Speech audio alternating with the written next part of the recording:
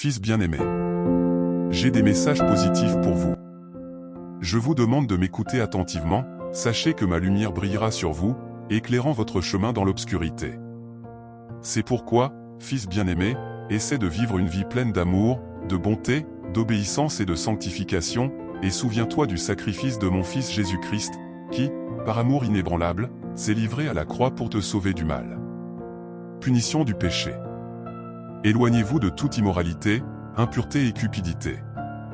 Évitez de prononcer des propos indécents et malveillants, de participer à des conversations inutiles, aux mauvaises blagues et au manque de respect. Essayez de rester à l'écart des pratiques vicieuses qui mènent au péché, menant à une vie pleine de désirs et de passions désorganisées. Cherchez plutôt à être rempli de la puissance de mon esprit. Et ces paroles étaient toujours de gratitude et de bénédiction, suivies d'œuvres d'amour et de miséricorde. Sachez que ceux qui idolâtrent le péché ambitieux et immoral n'hériteront pas du royaume des cieux. N'acceptez pas que de fausses doctrines vous séduisent, vous entraînant dans la désobéissance et la perdition. Fils, tu es lumière en Jésus, choisi pour briller dans les ténèbres. Essayez de vivre comme un enfant de lumière, pratiquant la justice et la vérité, comme cela me plaît.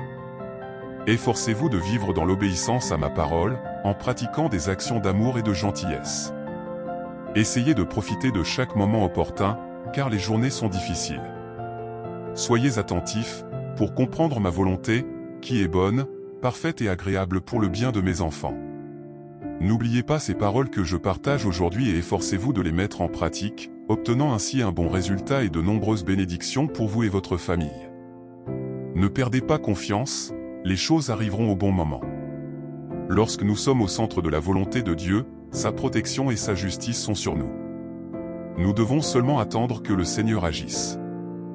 Déchargez-vous de toute votre anxiété sur lui, car il prend soin de nous.